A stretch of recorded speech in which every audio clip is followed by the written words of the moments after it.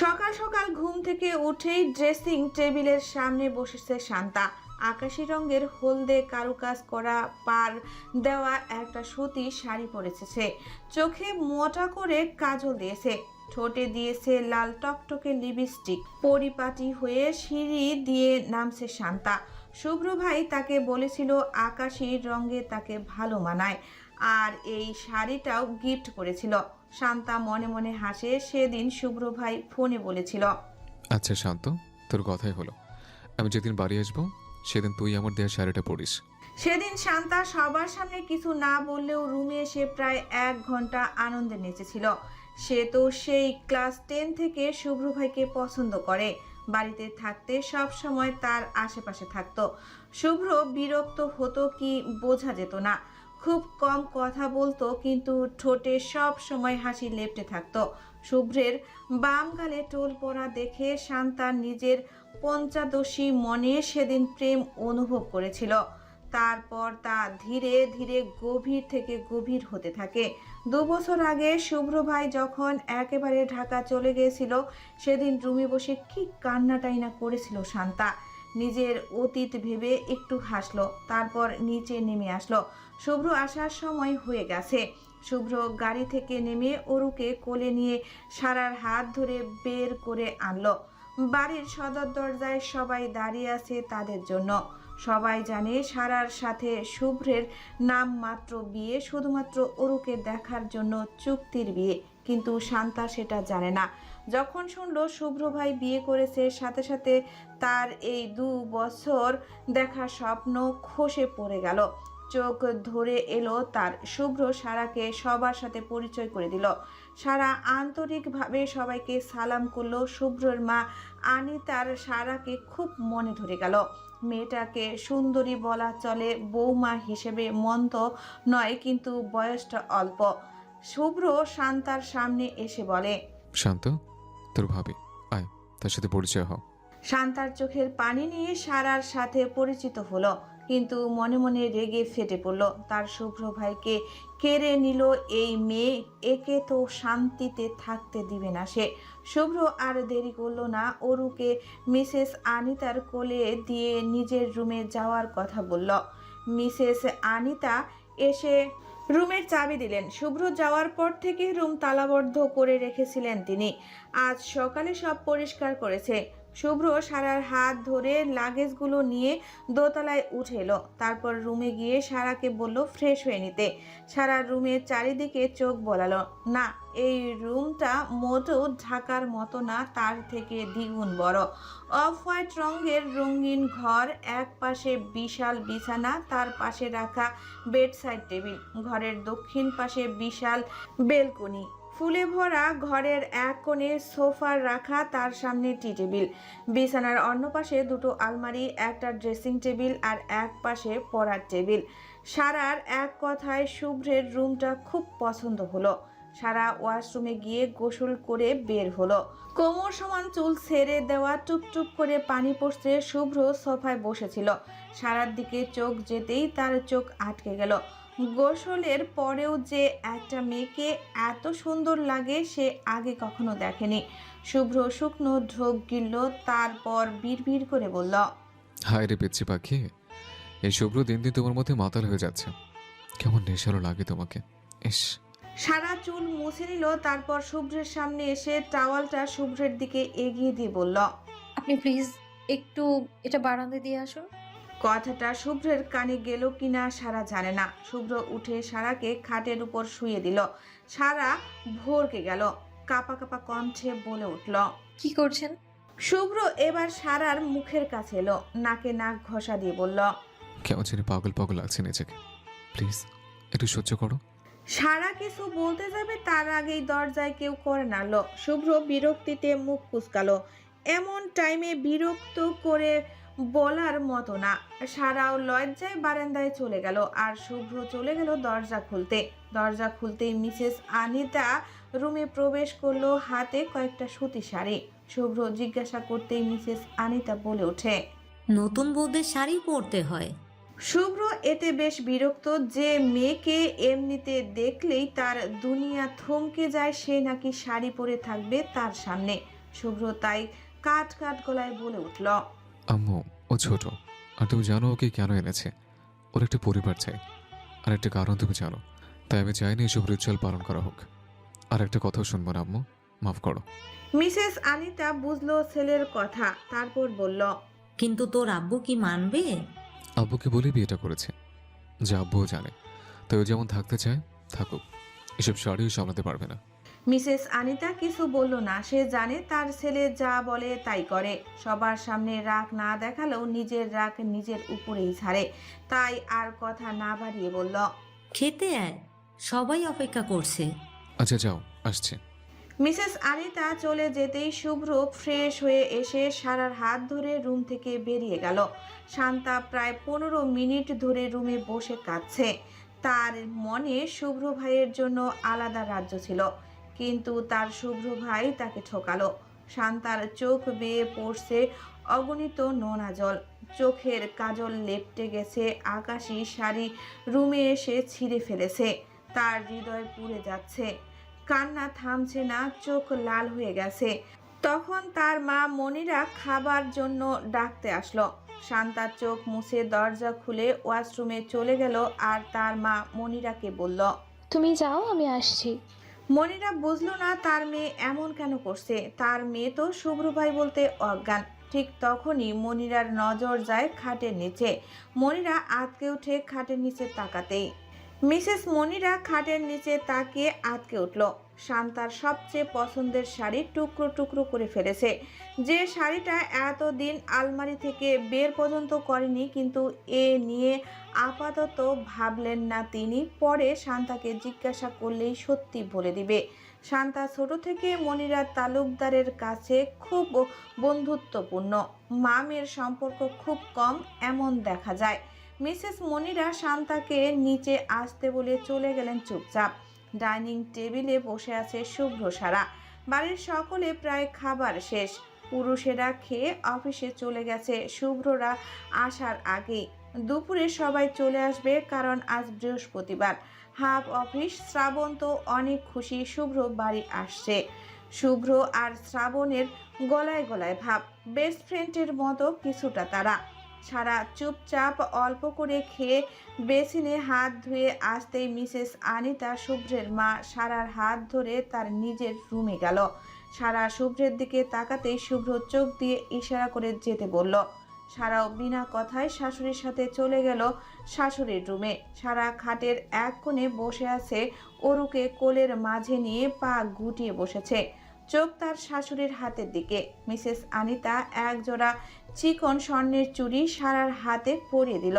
সারা শাশুড়ির দিকে তাকাতেই মিসেস আনিতা বলল, আমি শুভ্রর কাছে শুনেছি তুমি আমাদের ওর জন্য চুড়ি পরো না, তাই বলছি এই চুড়িটা পরো, এতে ওর কোনো সমস্যা হবে?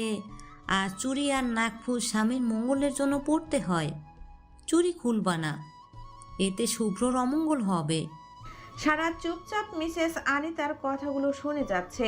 মিসেস আনিতা সারাকে খুব পছন্দ হয়েছে।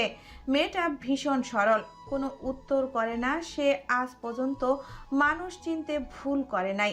মেয়েটা শুভ্রর জন্য একেবারে পারফেক্ট। মিসেস আনিতা অরুকে নিজের কোলে নিয়ে ফাতিহা আর আনিশাকে ডেকে পাঠালো। তারা দুজন আসতেই তিনি জোর গলায় বলে উঠল, ফাতিহা মা আর আনিশা মা, এ হলো সারা, তোমাদের ছোট বোন। কখনো ভাবি নয়, ছোট বোন মনে করবে। তখনই অন্তু পেছন থেকে এসে বলল, তাহলে বুড়ো আম্মু আমারও কি ছোট বোন হবে? মিসেস আনিতা ইচ্ছে করে শান্তাকে বলেনি, কারণ সারার বয়স অল্প, সেহেতু ছোটদের সাথে অল্পতেই মিশতে পারবে। তার বুদ্ধি কাজে লাগলো। ফাতিহা বলে উঠল, তাহলে সারা আসো, চাই। সারা শাশুড়ির দিকে তাকিয়ে অনুমতি নিয়ে ওদের সাথে চলে গেল। শুভ্রদের বাড়ির সামনে বিশাল এক ফুলের বাগান আর এক পাশে ছোট একটা পুল। বাড়ির পেছন দিকে ফলের গাছ। সারা মুগ্ধ হয়ে গেছে ছাদ দেখে। ছাদ ফুলের গাছে ভরপুর, সবগুলোই ফাতিহা আর আনিশা মিলে লাগিয়েছে। 3 তলায় একটা চিলেকোঠার রুম আর বাকিটা পুরো খোলা ছাদ। দোতলায় 4টা রুম। সিঁড়ি দিয়ে উঠতেই প্রথম রুমটা শুভ্রের, তার ডান পাশেরটা শ্রাবণের, আর বাম পাশেরটা ফাতিহা আর আনিশার, আর শ্রাবণের পাশেরটা শান্তার। আর বাড়ির বড়রা সকলে নিচতলায় থাকে। নিচতলায় বিশাল ডাইনিং, এক পাশে রান্নাঘর আর তার বিপরীত পাশে ড্রয়িং রুম। সিঁড়ি দিয়ে সোজা মেন দরজা। শুভ্র রুমে এসে পুরো রুমটা পর্দার টেনে অন্ধকার করে দিল। মিসেস আনিতাকে বলে এসেছে কেউ যেন বিরক্ত না করে, তার প্রচণ্ড মাথা ব্যথা করছে, সে ঘুমাবে। শুভ্র বিছানায় শুয়ে পড়ল। সদেব নরম বিছানায় তলিয়ে গেল শুভ্রের শক্তপোক্ত পুরুষালী শরীর। শুভ্র কপালের উপর এক হাত রেখে ভাবতে লাগলো সারার কথা। সে কি মেয়েটার সাথে চুক্তির কথা বাড়িতে বলে ভুল করেছে? আচ্ছা, সে কি এই মেয়ে কখনো ভালোবাসে? সারার সাথে কি তার মনে মনে মিলবে? শুভ্রের মুখ থেকে একটাই শব্দ বেরোলো, না। শুভ্র জানে না কোন প্রশ্নের উত্তর এটা, তবে সে ভেবে নিয়েছে সবগুলোর উত্তরই। তারপর আর কথা না ভেবে এসির পাওয়ার কমিয়ে দিয়ে তলিয়ে গেল গভীর ঘুমে। ফাতিহা আর আনিশার সাথে সারা গভীর এক ভাব জমে গেল কিছুক্ষণের মধ্যেই। আর অন্তু, সে তো সারাকে আপু আপু করে পাগল করে দিয়েছে, আগে আগে সব জিনিস দেখাচ্ছে। সারাও খুব খুশি অন্তুর মতো একটা ছোট ভাই পেয়ে, যে আপু বলে ডাকছে। মামা বাড়ির সবাই তো তাকে নাম ধরে ডাকতো, আর মামি তো বেশিরভাগ পোড়ামুখী বলতো। ক্ষণিকের সারার মন খারাপ হয়ে গেল, তাও প্রকাশ পেল না বাইরে। ফাতিহা আনিশা মিলে সারাকে বাড়ির সামনের বাগানে নিয়ে গেল।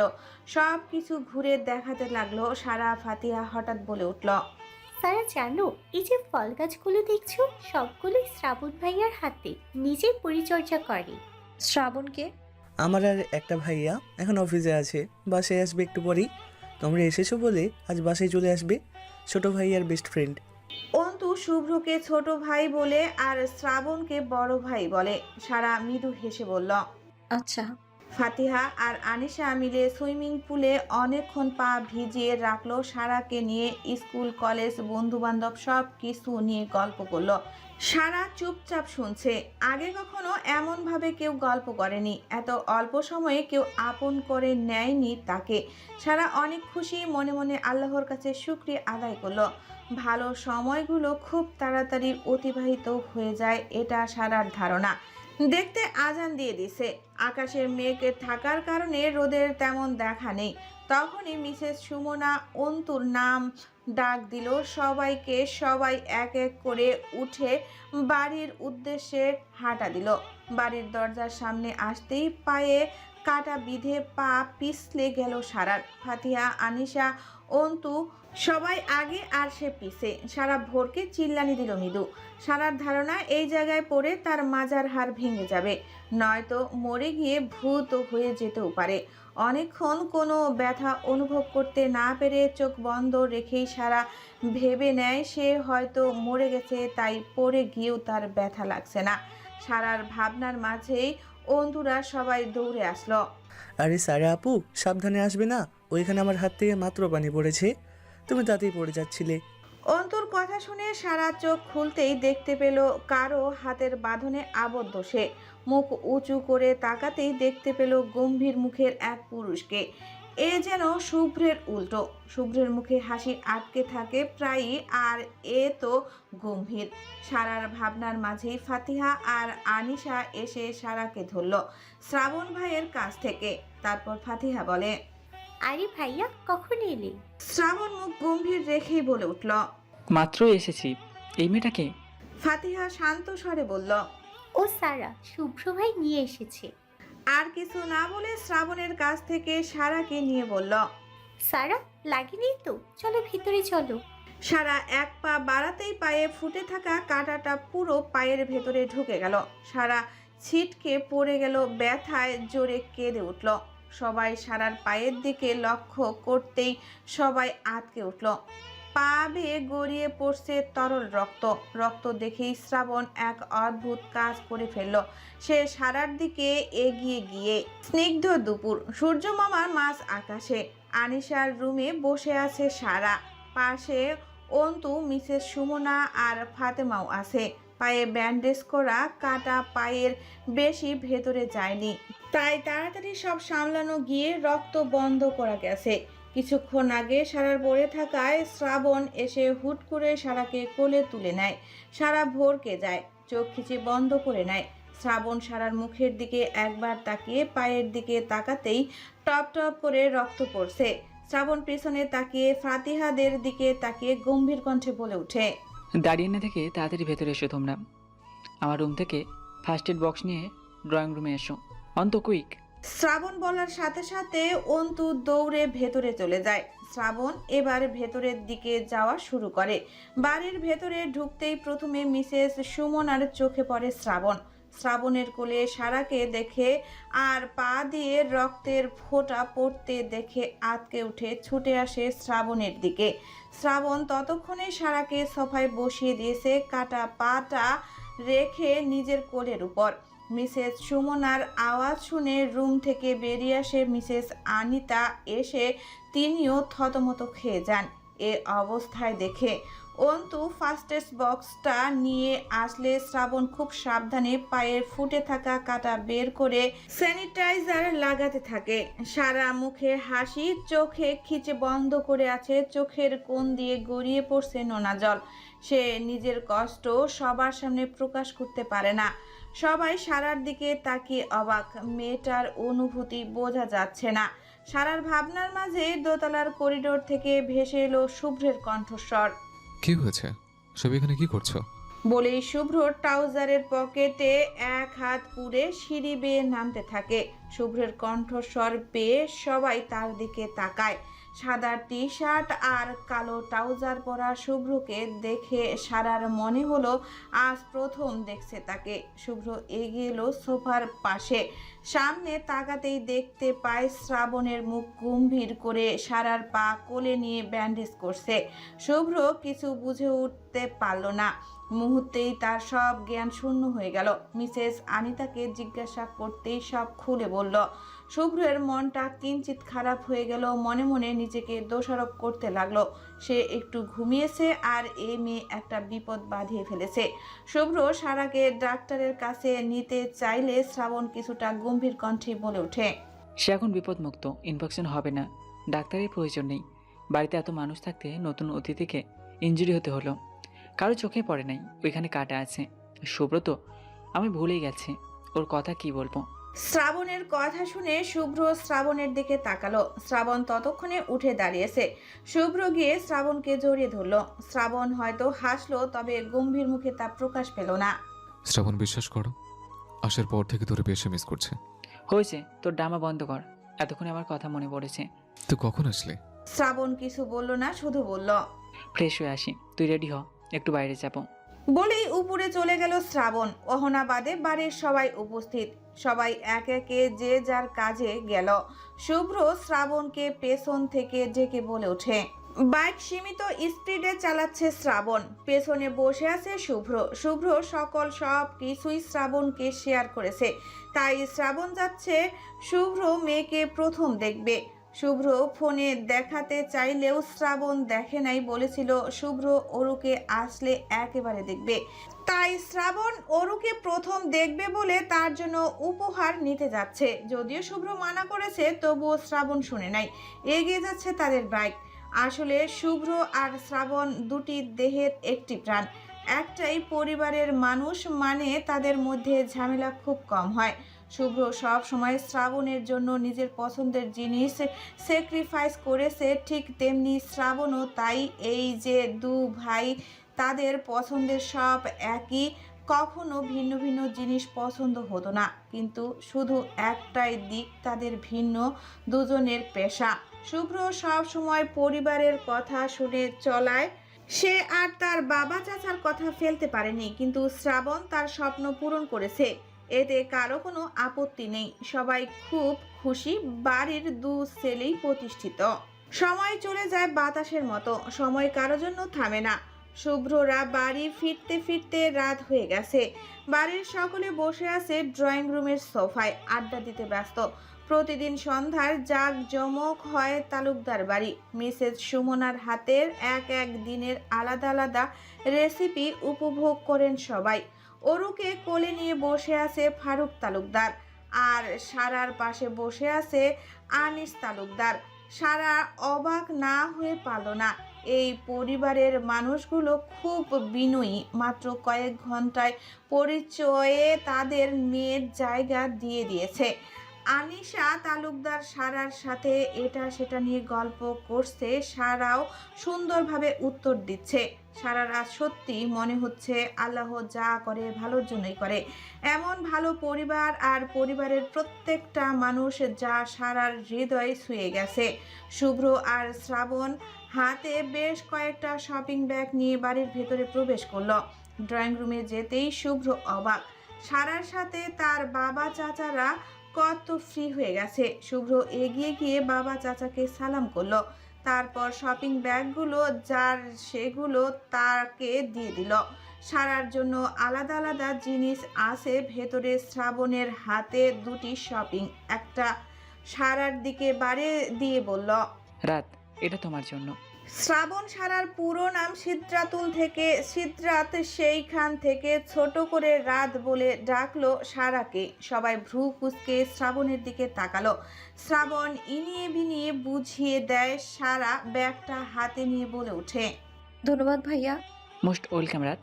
আচ্ছা, তোমাকে আমি রাত্রি বলে ডাকি, নয়তো শীত রাত। কি বলো? শ্রাবণ সারার দিকে তাকিয়ে বলে। শ্রাবণের এমন কথা শুনে শুভ্র বলে, ওকে ভাবে বলে রাখবে। ভেতরে শুভ্রের অস্ত্রতা কাজ করছে। শ্রাবণ ভ্রু কুঁচকে শুভ্রর দিকে তাকিয়ে বলল, তুই আমার পুরো গুনে গুনে 11 দিনের ছোট, তাই সারাকে ভাবি বলার প্রশ্নই আসে না। আসলে শ্রাবণ সব জানে, এটাও জানে সারা এতিম, তার আপন বলতে কেউ নাই। শ্রাবণ আর কথা না বাড়িয়ে ফারুক তালুকদারের দিকে এগিয়ে গিয়ে অরুকে কোলে নেয়। অরুর চোখ বড় বড় করে তাকিয়ে আছে শ্রাবণের মুখের দিকে। শ্রাবণ অরুর কপালে একটা চুমু দিয়ে হাতে থাকা ব্যাগ থেকে একটা ছোট্ট বক্স বের করে শুভ্র বক্সটা খুলে দিয়ে শ্রাবণ একটা স্বর্ণের চেন অরুর গলায় দিয়ে দেয়, তারপর বলে, তোমার বাবাইয়ের পক্ষ থেকে এটা তোমার উপহার মামনি। সারা বেশ অবাক হলো। এই ধরে 3 ধরনের শ্রাবণকে দেখলো সে। এখন যে শ্রাবণ তার সামনে দাঁড়িয়ে, সে হলো প্রচণ্ড বাচ্চা প্রেমিক, সাথে রসিকও, কিন্তু আগে যাকে দেখেছে সে তো গম্ভীর। সারা আবার ভাবে শুভ্র তো সেম ক্যারেক্টার। সারা আর কিছু ভাবতে পারে না। ফারুক তালুকদার বলে ওঠে, শুভ্র, শুনছো?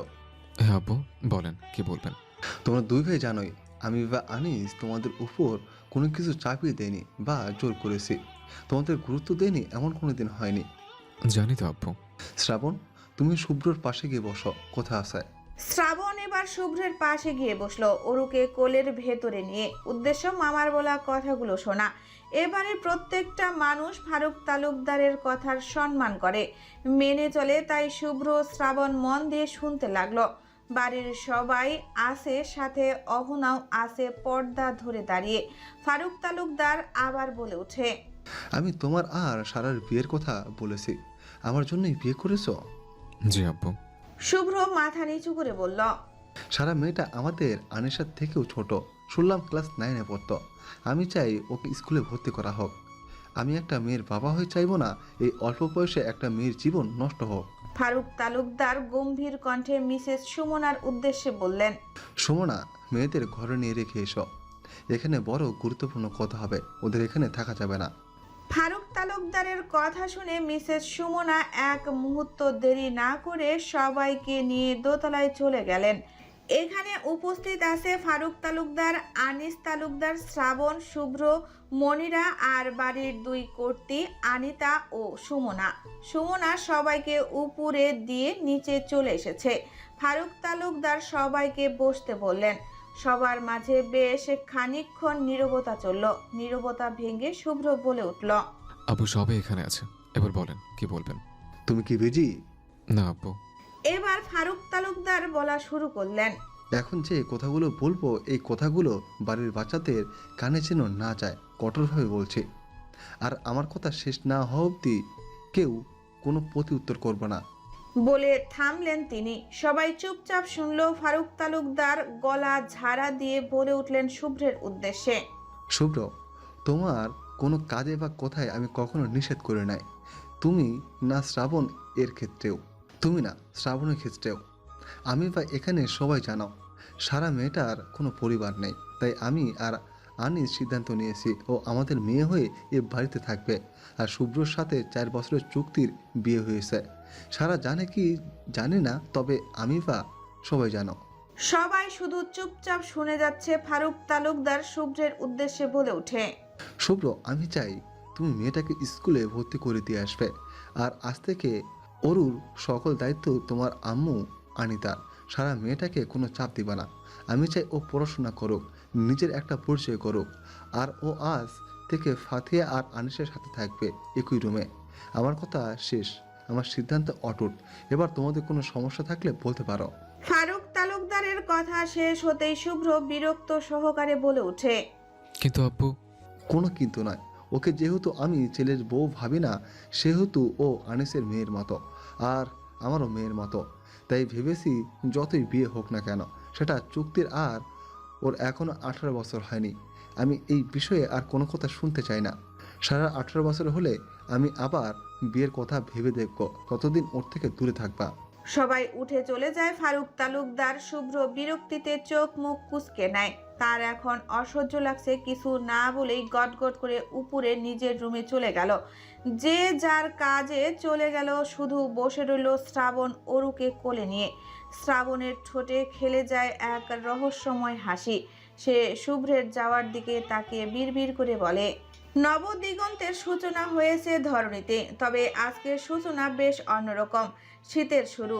চারিদিকে কুয়াশায় আচ্ছন্ন। কাচের জানালা বেয়ে গড়িয়ে পড়ছে শিশিরের বিন্দু বিন্দু পানি। ভেসে আসছে বাড়ির সকলের কথা বলার আওয়াজ। সারা আড়মোড়া খেয়ে চোখ মেলে তাকালো। বালিশের নিচ হাতড়ে নিজের অ্যান্ড্রয়েড মোবাইলটা নিল। ফোনের স্ক্রিন চালু করতেই ভেসে উঠল তার আর শুভ্রের একে অপরের দিকে তাকিয়ে থাকা এক সুন্দর দৃশ্য। এটা তো সারাকে স্কুলে ভর্তি করানোর দিন ফাতিহা লুকিয়ে তুলেছিল। সারা মুচকি হাসলো। তার ছোট্ট মনে শুভ্র নামের মানুষের ভরপুর রাজত্ব চলে সময় বহমান। ঠিক নদীর উত্তোলা স্রোতের মতো। নদীর স্রোত যেমন আমরা আটকে রাখতে পারি না, ঠিক তেমনি সময়ও কোনোভাবে আটকে রাখা যায় না। আর সুখের সময় হলে তো আরও তাড়াতাড়ি বয়ে যায়। সারা তালুকদার বাড়িতে এসেছে 3 মাস হয়ে গেল। এই 3 মাস সারার জীবনে এক সুন্দর অধ্যায় হয়ে সারা জীবন থাকবে। যেখানে ফারুক তালুকদার আর মিসেস আনিতার মতো বাবাই আর মা পেয়েছে, আনিস তালুকদার আর সুমনার মতো আব্বু আম্মু পেয়েছে, মনিরার মতো ফুপি পেয়েছে, অন্তু শ্রাবণের মতো দুটো ভাই পেয়েছে, আর সব শেষে ফাতিহা আর আনিশার মতো দুটো বেস্ট ফ্রেন্ডের মতো বোন পেয়েছে। এ বাড়ির সকলে সারার সাথে ভালোভাবে কথা বললেও শান্তা সারাকে দু চোখে সহ্য করতে পারে না।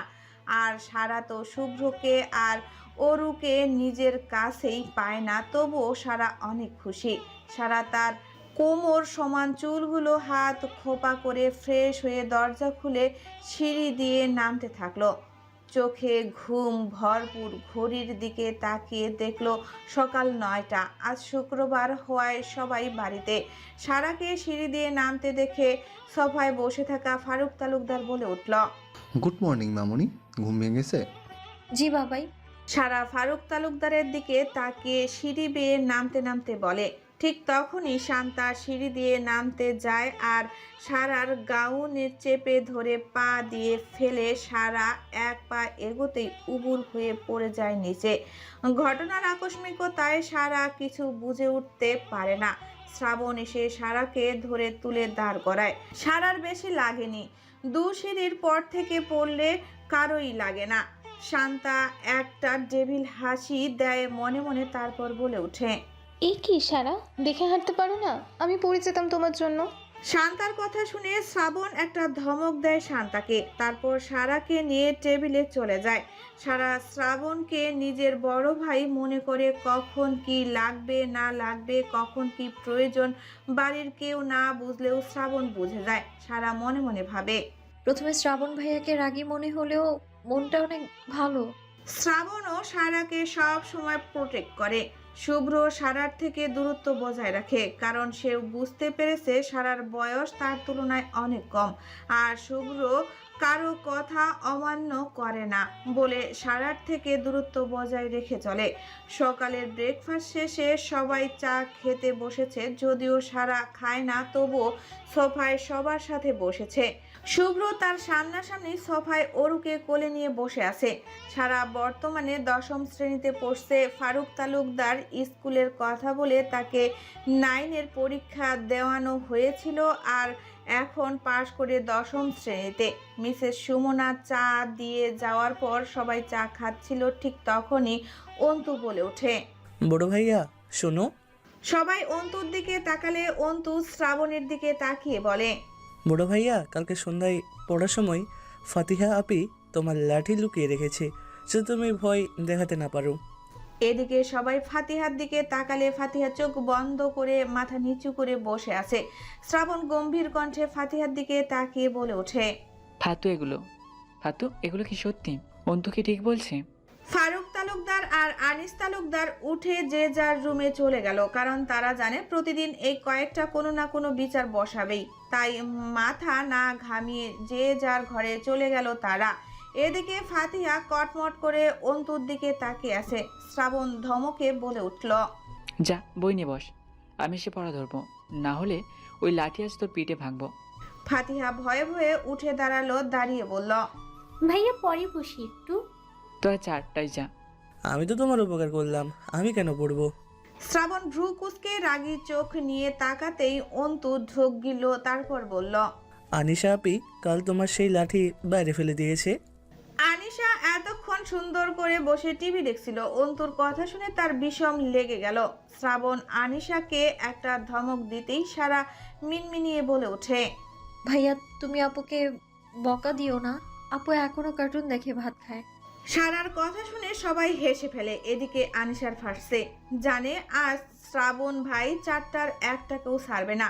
প্রতিদিন অফিস থেকে বাড়ি এসে সন্ধ্যায় সবাই বই নিয়ে বসানো শ্রাবণের কাজ, কারণ তাকে ছাড়া কাউকেই ভয় পায় না 4 জনের একটাও। শ্রাবণ সারার দিকে তাকিয়ে গম্ভীর কণ্ঠে বলে, কি করছিলে সব বলো, নয়তো একটা মায়েরও বাইরে পড়বে না তোমাদের। সব কয়টার পেটাবো সকাল সকাল। সারার এখন মাটি ফেলে পাতালে চলে যেতে ইচ্ছা করছে। সামনে শুভ্র বসে অরুকে কোলে নিয়ে মোবাইল দেখছে। সারার ভাবনার মাঝেই শ্রাবণ আর এক ধমক দেয়। কি হলো বলো? সারা এবার শ্রাবণের রাগী দৃষ্টি দেখে সব বলতে থাকে, যদিও ফাতিহা আর আনিশা না বলতে ইশারা করেছিল, তাও সারা ভয়ে বলে দেয়, আসলে ভাইয়া আমরা কাল পড়ার সময় আমাদের কারো পড়া মুখস্থ হচ্ছিল না, তাই ফাতিহা আপু লাঠি লুকিয়ে রেখে আর আনিশা আপু তো সেইটা ফেলে দেয় জানালা দিয়ে, কিন্তু আপনি তো কাল পড়া ধরেননি, তাই আর লাঠি খুঁজেননি। সারার কথা শেষ হতেই শ্রাবণ আনিশা আর ফাতিহার দিকে রেগে তাকাতেই আনিশা সারার দিকে এক দৃষ্টিতে তাকে বিড়বিড় করে বলে ওঠে, জানতাম না তুই আমাদের ভাষায় দিয়ে হবি দেওয়ানা। হাই বান্ধবী, তোর ব্যবহারটা আজও ভুলিনি। বান্ধবী তোর ব্যবহারটা আজও ভুলিনি। জানতাম না তোর অন্তরের মনে এত শয়তানি। শুভ্র এই কয়েকদিন খেয়াল করেছে সারা সবসময় মনমরা হয়ে থাকে। আগের মতো হাসি খুশি মেয়েটা এই কয়েকদিনে হঠাৎ চুপচাপ হয়ে গেছে, যা সবার চোখে পড়েছে। কেউই এর কারণ জিজ্ঞাসা করলেও সারার একটাই উত্তর, কিছুই হয়নি, এমনিতেই এমন মনে হচ্ছে। শুভ্র 2 দিনের জন্য ঢাকা গিয়েছিল, এসে দেখে সারা আরো বেশি মনমরা হয়ে গেছে। এদিকে শুভ্র এক তিল পরিমাণ স্বস্তি পাচ্ছে না, নিজের প্রতি নিজেরই বিরক্ত, কিছুই বুঝতে পারছে না। শুভ্র অনেকবার সারার কাছে জিজ্ঞাসা করতে গেছে, এতে সারা প্রচন্ড রেগে গেছে শুভ্রের উপর। এইটাই খুব চিন্তিত শুভ্র নিজের রুমের রকিং চেয়ারে বসে দুলছে, 2 আঙ্গুল ভাঁজ করে কপালে দেওয়া। রাত গভীর 11টা বেজে গেছে। শুভ্রের চোখে ঘুম ধরা দিচ্ছে না। শুভ্র সারার চিন্তায় মশগুল। যে মেয়েটা শুভ্রের অনুপস্থিতিতে উতলা হয়ে যেত, সে এখন শুভ্রকে সহ্য করতেই পারছে না। শুভ্র বিষয়টা নিয়ে খুব চিন্তিত। সে জানে সারা এখনো ঘুমায়নি। কাল রাতেও যখন নিচে গিয়ে রুমে উকি দিয়েছিল, দেখেছিল মোবাইল চালাচ্ছে। সারা নিজের ইচ্ছায় নিজ রুম নিচে একা থাকবে বলে শুভ্রের এতেও বেশ অবাক। না, শুভ্র আর ভাবতে পারছে না মানসিক অশান্তিতে থাকা যায় না। শুভ্রর মাথায় বুদ্ধি আসলো। সে এখনই যাবে সারার রুমে, সব কিছু খোলাসা করবে, নয়তো শুভ্র শান্তিতে ঘুমাতে পারবে না। শুভ্র জানে না কেন সারার জন্য চিন্তা হচ্ছে তার। সে তো এখনো বলছে, আগেও বলছে, সে সারাকে ভালোবাসে না। ভালোবাসা হয় মনের মিলে, আর শুভ্র আর সারার মনে মিল হবে না। সাথে বয়সের ফারাক 12 বছরের। শুভ্র একটা হতাশার দীর্ঘশ্বাস ছাড়লো, তারপর হাঁটা দিল নিচতলায় সারার রুমের দিকে। কিন্তু হঠাৎ তার পা আপনা আপনি থেমে গেল। তার বিবেক বাধা দিচ্ছে এত রাতে একটা মেয়ের রুমে যাওয়ার জন্য, কিন্তু মন, সে তো অবাধ্য। মন বলছে, শুভ্র তুই যা, ও তোর বিয়ে করাবো, কোনো ভয় নেই। শুভ্র নিজের মনের কথা শুনলো। এক নিঃশ্বাসে সারার রুমের সামনে এসে দাঁড়ালো। তারপর নীরবে কয়েকটা শ্বাস নিল। হাতের আঙ্গুল দিয়ে দরজায় আস্তে করে ধাক্কা দিল। চাপানো দরজার সাথে সাথে খুলে গেল। শুভ্র আস্তে করে ঘরে ঢুকে গেল। সারার রুমে ছোট্ট সবুজ ডিম লাইটের আলো আলোকিত। একটা আলমারি, একটা বিছানা আর পড়ার টেবিল বাদে রুমে কিছুই নেই। শুভ্র রুমে ঢুকেই বিছানার দিকে তাকালো না, বিছানায় বালিশ ছাড়া কিছুই নেই। শুভ্র ভাবলো ওয়াশরুমে, তাই অপেক্ষা করলো, কিন্তু যখন দেখলো তাও নেই, তখন শুভ্রের কপাল কুঁচকে আসলো। কি মনে করে বারান্দায় গিয়ে দেখলো সারা আপন মনে। মেঘে ঢাকা আকাশ, চারিদিকে কনকনে শীতের হিম শীতল বাতাসের মধ্যে কোনো শীতের পোশাক ছাড়া চকচকে রূপালী ছাদের দিকে তাকিয়ে আছে। শুভ্র কিছুটা এগোতেই শুনতে পেল সারার কণ্ঠে গুনগুন। শুভ্র কপাল কুঁচকালো। সারার ঠিক এক হাত পেছনে গিয়ে বুকে হাত বেঁধে দাঁড়ালো। সারা শুভ্রের উপস্থিত বুঝতে পারল না। আপন মনে চাঁদের দিকে তাকিয়ে আছে তো আছেই। শুভ্র সারার ঘাড়ে এক হাত দিতেই সারার ভোরকে পেছনে ঘুরে দাঁড়ালো। শুভ্রকে দেখেই চোখের পানি হাতের তালু দিয়ে মুছে নিল। তারপর চোখ মুছে শক্ত করে নিল সাথে সাথে। শুভ্র অবাক হয়ে তাকিয়ে আছে সারার দিকে। দুদিনেই কেমন অগোছালো লাগছে সারাকে। সারার শুভ্রের দিকে রাগী দৃষ্টিতে তাকিয়ে বলে ওঠে, কেন এসেছি? আর বলতে পারলো না সারা। তার আগে শুভ্র নিজের এক হাত দিয়ে সারার মুখ চেপে ধরে কোলে তুলে নেয়। সারা ছুটার জন্য মরিয়া হয়ে ওঠে। শুভ্র রুম থেকে বেরিয়ে দরজা চাপিয়ে দিয়ে সিঁড়ি বেয়ে উঠতে থাকে সারাকে কোলে নিয়ে। সারা শুভ্রের সাথে পারছে না। শুভ্রের কাছে সে নিতান্তই বাচ্চা। কয়েক সিঁড়ি উঠতেই সারা শুভ্রের যে হাত দিয়ে মুখ চেপে ধরেছে সেই হাত কামড়ে ধরে। শুভ্র দাঁড়িয়ে যায়, লম্বা একটা দম নিয়ে ব্যথা হজম করে নেয়। সোজা নিজের রুমে চলে যায় শুভ্র। গিয়ে দরজা লাগিয়ে সব কয়টা সিটকিনি দিয়ে দেয়, তারপর সারাকে ঠেলে দেয় খাটের উপর। রুমে পানি শেষ হয়ে যাওয়ায় পানি খেতে বেরিয়েছিল শান্তা। এভাবে শুভ্র আর সারাকে কোলে নিয়ে উপরে আসতে দেখে রাগে ফেটে যাচ্ছিল সে। পর মুহূর্তে একটা কুটুলি বিশ্রী হাসি হেসে মৃদু স্বরে শীষ দিতে দিতে নিচে নেমে যায় সে। ডাইনিং টেবিল থেকে গ্লাসে পানি ঢেলে এক ঢক ঢক করে খেয়ে নেয়। তারপর বিড়বিড় করে বলে, বেচারি বোকা সারা, আসলেই বোকা। ইস, আমার চালগুলো কিভাবে গিলেছে। শুভ্রভাই শুধু শান্তা তালুকদার এর যে কেড়ে নিতে আসবে তাকেই সরাবো রাস্তা থেকে। শুভ্রের দরজার দিকে তাকিয়ে দেখলো দরজা বন্ধ। শান্তা আবারও হাসলো। সে জানে সারা বোকা অনেক, কিন্তু শুভ্রের অনুপস্থিতির সুযোগে সারাকে সে ভালোই টোপ দিয়েছে। শুভ্র চাইলেও আর সারা তার সাথে ফ্রি হবে না।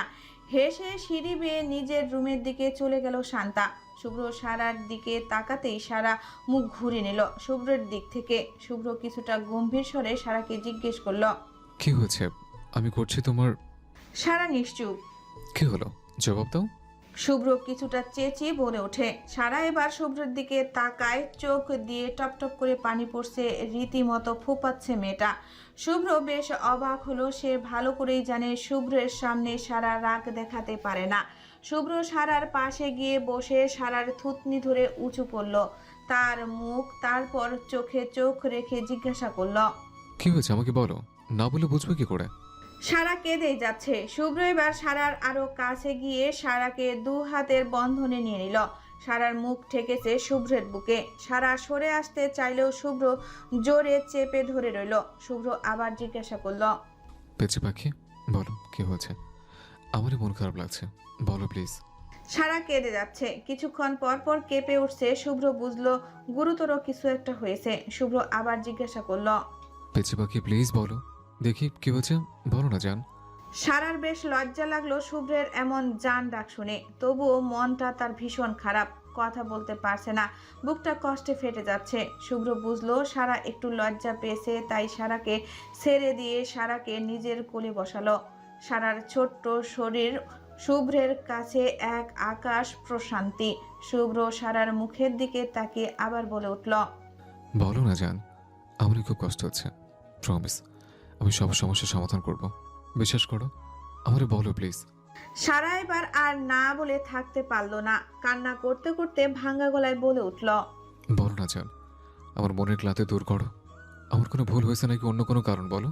সারা একটু পর পর ফুপিয়ে উঠছে। শুভ্র সেদিকে তাকিয়ে সারার দু বাহুতে শুভ্র হাত রাখলো, তারপর বলল, বলো না পেঁচে পাখি, প্রমিস করছি তো, আমি সব শুনবো, বলো না।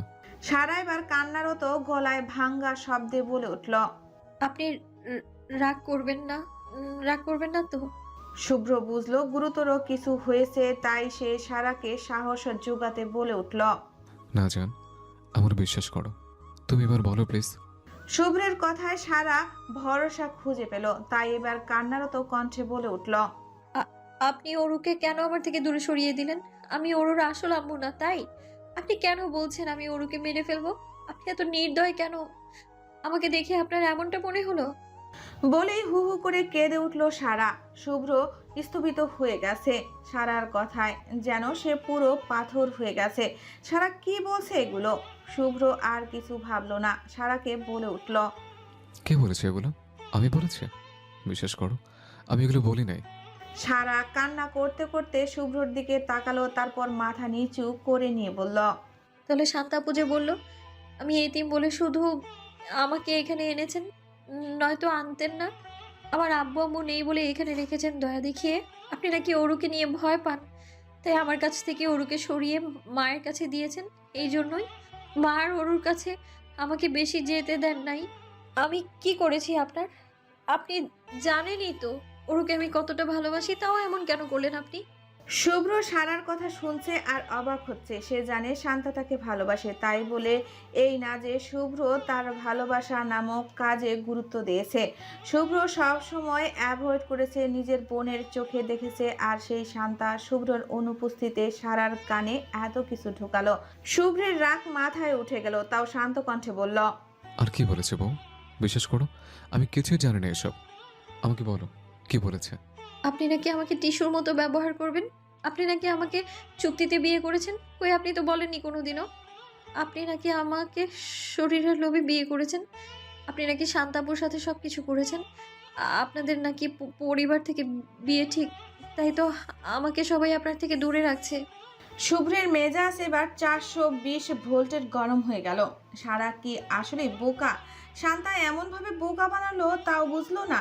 শুভ্রের এখন মনে হচ্ছে শান্তাকে তুলে আছাড় দিতে, কিন্তু এখন এত রাতে কিছু করলে সমস্যা। সকালের জন্য অপেক্ষা করতে হবে, এর একটা বিহিত না করলে হবে না। তাই শুভ্র রেগে মেগে ওয়াশরুমে গিয়ে ঝর্ণা ছেড়ে দিল, এতে রাগ কমে যাবে। সারা বিছানা থেকে নেমে দাঁড়াতেই শুভ্র আচমকা এসে সারাকে কোলে তুলে নেয়। সারা হকচকিয়ে যায়। শুভ্র ওয়াশরুমে ঢুকে দরজা লাগিয়ে দেয়, তারপর সারাকে নামিয়ে ভিজতে থাকে দুজনে। মুহূর্তেই সারা ভিজে চুপসে গেল, পরনের কামিজটাও শরীরের সাথে আঁকড়ে গেছে। শুভ্রের বুকের সাথে লেগে আছে সারা। শুভ্র চুপচাপ দাঁড়িয়ে আছে ঝর্ণার নিচে। সে জানে না কেন সারার কাছে এলে হুট করে তার সব কিছু এলোমেলো হয়ে যায়, মনের মধ্যে প্রশান্তি ঘুরপাক খায়। শুভ্র মিষ্কি হাসলো, সারার চুলের মাঝে হাত পুড়ে দিয়ে চুলে একটা চুমু খেলো। সারা মৃদু কেঁপে উঠল, নিঃশ্বাস তার বন্ধ হয়ে আসছে কান্নার জন্য। শুভ্র বুঝলো, তোয়ালে দিয়ে সারাকে মুছে দিয়ে ড্রেসিং টেবিলের সামনে বসাই দিয়ে আসলো। তারপর শুভ্র আবার ওয়াশরুমে ঢুকে দরজা বন্ধ করে দিল। সারা চুপচাপ ড্রেসিং টেবিলের আয়নায় নিজেকে পর্যবেক্ষণ করছে। চোখের নিচে কালো হয়ে গেছে, মুখটা খুব ফ্যাকাশে লাগছে, চুল দিয়ে টুপটুপ পানি পড়ছে। সারা নিজের জামা কাপড় চেঞ্জ করে নিল, আগে থেকেই ছিল এই রুমে। 2 মিনিটের মাঝে শুভ্র ওয়াশরুম থেকে বেরিয়ে আসলো, এসেই সারার সামনে দাঁড়ালো। সারা এক পলক তাকালো শুভ্রের দিকে, শুধু ট্রাউজার পরিহিত শুভ্রকে দেখে থমকে গেল। খালি লোমশ বুক দেখা যাচ্ছে। চুলগুলো মুছে সারার সামনে এসে দাঁড়ালো শুভ্র। তারপর সারাকে ড্রেসিং টেবিলের সামনে টুলে বসিয়ে ড্রয়ার থেকে হেয়ার ড্রায়ার বের করে অল্প অল্প করে সারার চুলগুলো শুকাতে লাগলো। সারা আয়নার ভেতরে শুভ্রকে দেখছে অপলকভাবে। শুভ্র সারার ভেজা চুল শুকাতে শুকাতে বলল, এটা শুধু প্রয়োজনের জন্য, প্রতিদিন ইউজ করবো না, চুলের সমস্যা হবে। আর আমি সকালে সব সমস্যার সমাধান করব। আর একটা কথা, তুমি আমাকে বিশ্বাস করো তো? সারা মাথা নিচু করে নেয়, আয়নায় আর তাকায় না। তারপর বিড়বিড় করে বলে, যেদিন আপনি মামার কাছ থেকে আমাকে নিয়ে এসে আমার মাথার উপর আপনার ভরসার হাত রেখেছিলেন, সেদিন থেকেই বিশ্বাস করি। শুভ্র সারার বিড়বিড় করা কথা শুনতে পেয়ে মুচকি হাসলো। তারপর বলল, এরপর থেকে কেউ কিছু বললে সোজা আমার কাছে এসে বলবা, এমনভাবে আমাকে ইগনোর করবা না, মনে থাকে যেন। শুভ্রের বলা কথায় মৃদু কেঁপে ওঠে সারা, গম্ভীর আর প্রচণ্ড রাগ মিশ্রিত কণ্ঠ। শুভ্র সারার চুল শুকিয়ে আশ্রে দিল, তারপর সারাকে এক পলক পরোক্ষ করল। মেয়েটার এখনো বুদ্ধি হয়নি, এত বড় একটা ছেলের সামনে ওড়না নেয়নি, শুধুমাত্র গেঞ্জি আর ব্লাউজে পরে বসে আছে। শুভ্র চোখ অন্যদিকে ঘুরিয়ে হেয়ার ড্রয়ারে রেখে দিয়ে সারাকে বিছানায় শুয়ে দিল। তারপর সে চলে গেল সোফায়, লাইট অফ করে ড্রিম লাইট জ্বালিয়ে দিল। সারা ভেবেছিল কোনো কাজ করবে, তাই হয়তো সোফায়, কিন্তু যখন দেখলো না শুয়ে পড়েছে, সারা বুঝলো শুভ্রের অভিমান। সারা আস্তে করে উঠে সোফার পাশে গিয়ে শুভ্রের প্রশস্ত বুকে মাথা দিয়ে শুয়ে পড়ল। সারার উপস্থিতি শুভ্র বুঝে জিজ্ঞাসা করল, পেঁচি পাখি, বিছানায় ঘুমাও। আহা, তুমি এখনো ছোট, বিছানায় যাও। হুম, কি হু হু করছো? বিছানায় যাও, কুইক। এখানে ঘুমাইলে পড়ে যাইবা। আপনি আছেন তো আমাকে ধরে রাখবেন, ঘুমোতে দিন তো, কালকেও ঘুমোইনি। পেঁচি পাখি, বলছো না কেন? কি বুঝবো? শুভ্রের বুকে মাথা রেখে বলে ওঠে, তুমি এখনো পিচ্ছি, বড় হও, না তো আমাকে সামলাতে হিমশিম খাবে। আপনি চুপ করুন, ঘুমোতে দিন। বিছানায় যাও। যাব না। শুভ্র এবার রেগেই বলে ওঠে, বিছানায় যেতে বলেছি না, গো। শুভ্রের ধমকে সারা কেঁপে ওঠে, অভিমানরা বাসা বাঁধে ছোট্ট হৃদয়ে। সারা আর কিছু না বলেই উঠে চলে যেতে চায়। ঠিক তখনই সারার ছোট্ট মনে এক আকাশ সমান অভিমান হয়েছে। শুভ্রর ধমক তার হৃদয় চূর্ণ বিচূর্ণ করে দিয়েছে তার মতে। সারা উঠে শুভ্রর দিকে না তাকিয়ে সোজা বিছানায় চলে যায়, একটা কথাও বলে না। বিছানায় গিয়ে কাঁথা মুড়ি দিয়ে শুয়ে পড়ে। শুভ্র বুঝলো না কি হলো, আবার মনে হলো সে বেশি করে ফেলেছে। সারাকে ধমক দেওয়া তার উচিত হয়নি। শুভ্র উঠে বসলো, কপালে আঙ্গুল স্লাইড করতে করতে মনে মনে ভাবলো, আল্লাহ, কপালে এক বাচ্চারে পাঠাইছো। এদের মন ভাব লক্ষণ কিছুই বুঝি না, হুঠাৎ গাল ফুলে আমরা চিন্তায় ফেলে দেয়। শুভ্র বেশ কিছুক্ষণ বিছানার দিকে তাকিয়ে থেকে উঠে দাঁড়ায়। সে জানে সারার এখন রাগ না ভাঙালে আবার কান্না শুরু করবে। শুভ্র উঠে গিয়ে সারার পাশে বিছানায় বসলো। শুভ্র আস্তে করে সারার গায়ে হাত রাখলো, সাথে সাথে সারা সিটকে চলে গেল দূরে। শুভ্র বুঝে গেল এরই মাঝে অভিমান করে ফেলেছে তার পিচ্চি পাখি। শুভ্র মুচকি হেসে সারার উদ্দেশ্যে বলল, পেঁচি পাখি, ঝড়ো আর ভুগবো না, প্রমিস। মাফ করে দাও না একবার। সারা কোনো প্রতি উত্তর করে না, সারার চোখ দিয়ে পানি পড়বে পড়বে ভাব। শুভ্র আবার বলে ওঠে, জান, ওর বাবা তোমার কাছে মাপ চাচ্ছে, মাফ করবা না বলো? শুভ্রের এমন ছেলে মানুষের কণ্ঠ শুনে সারার রাগ গলে গেল সেকেন্ডে। এই তবুও কিছু না বলে শুয়ে রইল। তার অভিমান হয়েছে শুভ্র তাকে বকেছে বলে। অভিমান তো কমবে না। শুভ্র এবার সারার পাশে এসে শুয়ে পড়ে সারাকে জড়িয়ে ধরল। সারা ছুটার জন্য ছটফট করতে থাকলো। শুভ্র মায়াবী কণ্ঠে বলে ওঠে, প্লিজ মাফ করে দাও জান, আর বকবো না, সত্যি সত্যি তিন সত্যি। ছাড়ো না ভাই। না ছাড়বো না, আগে বলো মাফ করেছো। ছাড়তে বলেছি, ছাড়েন। বলে ছটফট করতে থাকলো। তবে শুভ্রের থেকে মুক্তি মিলল না। আগে বলো মাফ করছো, রেগে নেই। আচ্ছা ছাড়েন এবার। কি আচ্ছা? রাগ কমেছে পিচ্ছি পাখি? আমাকে পিচ্চি বলবেন না, আর আমি পিচ্চি না। তুমি আমার পিচ্ছি পাখি, আর আমি বলবো না তো কে বলবে? সারা আর কিছু বলল না। শুভ্রের হাতের বাঁধন আলগা করে দিল। সারা পেয়ে সরে যেতে গেলে শুভ্র সারাকে আরো জোরে আটকে ধরে জড়িয়ে নেয় নিজের দু হাতের বাঁধনে। শুভ্রের এহেন কাণ্ডে সারা কিছুটা ভরকে যায়। শুভ্র সারার কানের কাছে মুখ নিয়ে গিয়ে ফিসফিস করে বলে ওঠে, জান রাগ কমে না? চলো রাগ কমাই একটু। যে কারণে রাগ করলে সে কারণেই রাগ ভাঙাবো। শুভ্রের নেশালো কণ্ঠে এমন কথা শুনে সারার শীত দ্বারা ঠান্ডা হয়ে যায়, পশমগুলো দাঁড়িয়ে যায়। সারা শুকনো ঢোক গিলে শুভ্রের উদ্দেশ্যে বলে, মানে কি করবেন আপনি? তোতলাচ্ছে কেন জান?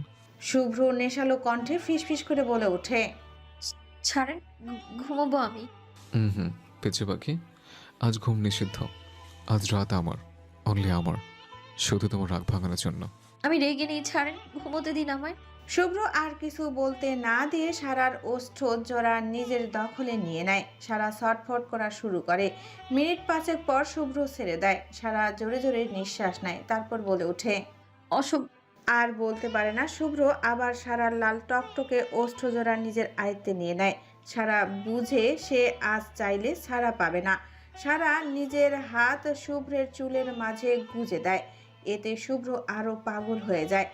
আকাশের কুয়াশাচ্ছন্ন চাঁদের আলো সাক্ষী রেখে আবার মিলিত হয় দুটি চাতক প্রাণ। ভোর 4টায় শুভ্র সারাকে নিয়ে ওয়াশরুম থেকে গোসল করে আসে। এক রাতে দুবার গোসল করায় সারার ঠান্ডা লেগে গেছে। বিছানার সাথে চেপে শুয়ে আছে, ছোট্ট কোল বালিশ জড়িয়ে রেখে কম্বল গায়ে দিয়ে শুয়েছে সে। শুভ্র বেশ কিছুক্ষণ সারাকে পর্যবেক্ষণ করে দরজা খুলে বেরিয়ে যায় রুম থেকে।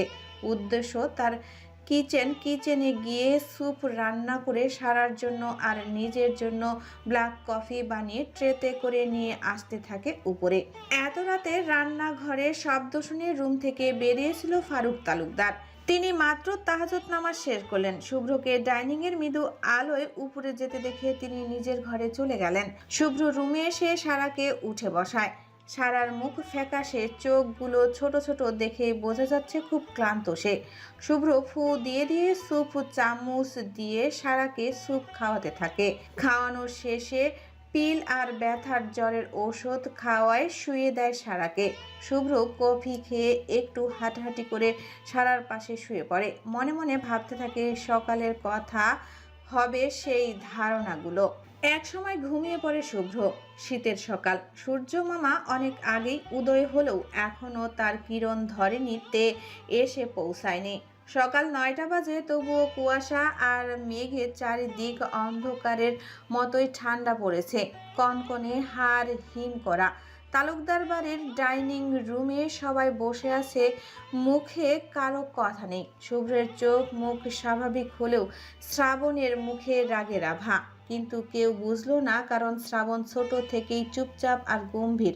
কারো কথার মাঝে মতামত দেয় না, এটা তার সাথে যায় না। এই তো কিছুক্ষণ আগেই সকালে পড়তে বসবে বলে অন্তু যখন সারাকে ডাকতে, সে সারাকে রুমে না পেয়ে শ্রাবণকে গিয়ে বলে, বড় ভাইয়া ছোট আপু তো রুমে নেই। শ্রাবণ ভ্রু কুঁচকে অন্তুর দিকে তাকে বলে ওঠে, মানে? ছোট আপু রুমে নাই, আমি পুরো বাড়ি দেখেছি। আর আব্বু আম্মু চাচু চাচি ছোট ভাইয়া বড় আপু সবাই তো দরজা লাগিয়ে ঘুমাই, কারো রুমেই তাইলে যায়নি। শ্রাবণ ভ্রু কুঁচকে অন্তুর দিকে তাকিয়ে আনিশা ফাতিহার দিকে তাকালো। আনিশা সাথে সাথে মাথা নাড়িয়ে বলল, আমি কিছু জানি না, আপনি এমনি তাকাবেন না, আমার ভয়ে পিঠ চুলকায়। শ্রাবণ বিরক্ত হলো। পর মুহূর্তেই উঠে দাঁড়িয়ে হাঁটা শুরু করে দরজার কাছে গিয়ে থমকে দাঁড়ায়। পেছনে ফিরে এক ধমক দিয়ে বলে, 3টায় পড়া শুরু কর, আমি এসেই পড়া ধরবো। বলেই শ্রাবণ বেরিয়ে যায়। আনিশা সেদিকে তাকিয়ে মুখ ভেংচি দিয়ে অন্তুর দিকে তাকিয়ে বলে, শ্রাবণ ভাইয়ের চামচা পড়তে বস, নয়তো তোর সাথে আমার আর ফাতুর পিঠে ফাটবে। শ্রাবণ স্পষ্ট বুঝতে পারছে সারা শুভ্রের রুমে সেও পুরো বাড়ি খুঁজে নিয়েছে, এই সকাল 7টায় কেউ ঘুম থেকে ওঠেনি, তাও এত শীতে। সে তো এই 4টাকেই পড়ায়, তাই সে উঠে। শ্রাবণ বাগান ছাদ সব খুঁজে এলো, তবে যখন সারাকে পেল না তখন শিওর হলো সে শুভ্রের রুমে আছে। শ্রাবণের রাগে পাগল পাগল লাগছে, নিজের মাথার চুল নিজে খামচে ধরে নিজেই কিছুটা চিল্লিয়ে উঠল, তবে সামান্য শব্দে। সে জানে না কেন তার রাগ হচ্ছে, শুধু এটা জানে সারাকে সে। শ্রাবণ নিজের প্রতি নিজেই বিরক্ত, কেন বুঝছে না একটা ছোট্ট মেয়ের প্রতি দুর্বল সে তো কখনোই হয়নি, তাও আবার হাঁটুর বয়সী মেয়ে। স্কুল কলেজ ভার্সিটি সব সময়ই শ্রাবণ প্রেমের প্রপোজাল পেয়েছে। শুভ্রের 2টা মেয়ে বন্ধু থাকলেও শ্রাবণের শুভ্র বাদে কোনো বন্ধু ছিল না। কয়েক বছর আগে শ্রাবণের জীবনে একটা প্রেম এসেছিল, মাত্র 6 মাসের গম্ভীর শ্রাবণ, তারপর আবার আরো বেশি গম্ভীর হয়ে গিয়েছিল শ্রাবণ। সেখান থেকেই কোনো মেয়ের দিকে চোখ তুলে তাকাতেই না, কিন্তু সেদিন অফিস থেকে বাড়িতে এসে মেন গেট থেকে ঢুকতেই একটা মেয়েকে পড়ে যেতে দেখে হঠাৎই দৌড়ে গিয়ে ধরে ফেললো মেয়েটাকে, আর মেয়েটাকে দেখার পরই হৃদয়ে থমকে গিয়েছিল। শ্রাবণ আবারও বুঝেছিল মেয়েটা তার জীবনের বসন্তের হাওয়ার মতো এসেছে সুন্দর করে সাজিয়ে দিতে। আর যখন সেদিন শ্রাবণ শুনল মেয়েটি আর কেউই না, শুভ্রর বউ, শ্রাবণের খুব রাগ হয়েছিল, কারণ শুভ্র হাসি খুশি বলেই সে এত সুন্দর মেয়েকে বিয়ে করবে, আবার ভাবি বলতে হবে। কিন্তু যখন শুনল এটাই শুভ্রের চুক্তিতে বিয়ে করা বউ, তখনই তার মন লাফিয়ে উঠেছিল। এক শয়তানি বুদ্ধিতে শ্রাবণ এক মুহূর্ত দেরি না করে তার বড় মামাকে সব কিছু খুলে বলে, তারপরই শুভ্রকে ডেকে নিয়ে বেরিয়ে যায়। আর তার মামা মানে শুভ্রের বাবা যা যা বলেছে তার মামা তাই তাই করেছে সারার কথা ভেবে। কিন্তু ফারুক তালুকদার শ্রাবণের বুদ্ধি বুঝে নাই। শ্রাবণ সব সময় সারাকে শুভ্রের থেকে আলাদা করে রাখতে চেয়েছে। শ্রাবণ জানে না কেন সব সময় শুভ্রের পছন্দের জিনিসটাই কেন তার পছন্দ হয়, কিন্তু শুভ্র যখন বলেছিল সে সারাকে ভালোবাসে না, শুধুই চুক্তির জন্যই আছে, তখন শ্রাবণ ভেবে নিয়েছিল এবার সারাকে সে পাবে, কারণ সব সময় সে শুভ্রের খুশির জন্য তার পছন্দ ছেড়ে দেয়। এবার সারাকে সে নিজের পছন্দের হিসেবে কেড়ে নেবে। ফারুক তালুকদারের কর্কশ কণ্ঠে সবাই তার দিকে তাকায়। ফারুক তালুকদার আনিসের দিকে তাকিয়ে আবার শুভ্র শ্রাবণের দিকে তাকাতেই তারপর সারার দিকে তাকিয়ে বলে ওঠে, শুভ্র, সকাল সকাল সবাইকে এখানে ডাকার মানে কি? শুভ্র এবার গলা ঝেড়ে বলে ওঠে, আব্বু, আমি কিছু দরকারি কথা বলতে চাই, বলবো? ফারুক তালুকদার কর্কশ কণ্ঠে বলে ওঠে। বলতে পারো। ফারুক তালুকদারের অনুমতি পেয়ে শুভ্র বলে ওঠে, আব্বু, আব্বু আমি চাই সারা আর ওরু আমার কাছে থাক। আমি চাই না ওরা দুজন আমার থেকে দূরে থাক। শুভ্রের কথা শুনে সবাই চোখ বড় বড় করে তার দিকে তাকায়। ফারুক তালুকদার বলে ওঠে, মানে কি? মানে আমি আমার স্ত্রী সিদ্রাতুল সারা তালুকদার আর আমার মেয়ে ওরুকে নিয়ে থাকতে চাই। আমি তোমাদের সব কথা শুনি। তুমি সরি আব্বু, আমি সারা আর ওরুকে আলাদা করতে পারবো না। সারার দিন দিন মন মরা যাচ্ছে, ওরুকোর কাছে দিচ্ছ না, কেন এমন করছো? একদমই কথাগুলো বলে থামে শুভ্র। শুভ্রের কথা শুনে ফারুক তালুকদার মিসেস আনিতার দিকে তাকিয়ে গম্ভীর কণ্ঠে বলে ওঠে, কি শুনছি শুভ্রর মা? তুমি দাদু ভাইকে সারা মামুনের কাছে দাও না কেন? আসলে আমি সারার পড়াশুনোর ক্ষতি যাতে না হয় তাই দেই না।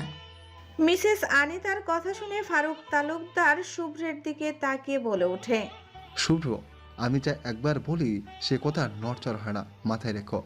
সারা আর ওরু আলাদা থাকবে, যার সিদ্ধান্ত 4 বছর নিব। তাহলে আমি সিদ্ধান্ত নিয়েছি আব্বু। সবাই শুভ্রের দিকে তাকায়। এদিকে শ্রাবণ মনে মনে খুশি, তার বড় মামা তার কথা অনুযায়ী কাজ করে চলছে।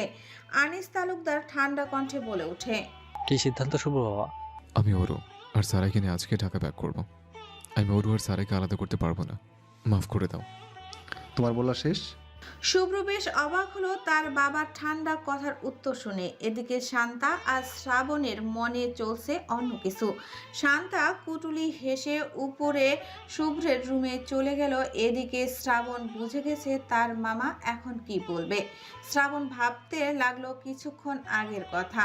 শ্রাবণ সারাকে পুরো বাড়ি খুঁজে না পেয়ে যখন শুভ্রের রুমের সামনে আসে, ঠিক তখনই শুভ্র রুমের দরজা খুলে দেয়। এতে শ্রাবণ একটু বোকা বনে যায়, তবুও নিজের গম্ভীরতা বজায় রেখে শ্রাবণকে দরজার সামনে দেখে শুভ্র অবাক হয়ে যায়। তারপর জিজ্ঞাসা করে, তুই এত সকালে এখানে কি করছিস? কি করি মানে? না মানে আমার দরজার সামনে কি করিস? এবার শ্রাবণ একটা লম্বা দম নিয়ে বলে, সারা বাড়ি খুঁজে সারাকে পেলাম না। তুই জানিস কোথায় ও? ওরে কেন দরকার? সকালে পড়বে তাই। ওর শরীর ভালো না, আজ পড়বে না। ও আমার রুমে। শ্রাবণ বেশ কিছুটা অবাক হয়ে জিজ্ঞাসা করে। কি হয়েছে সারার?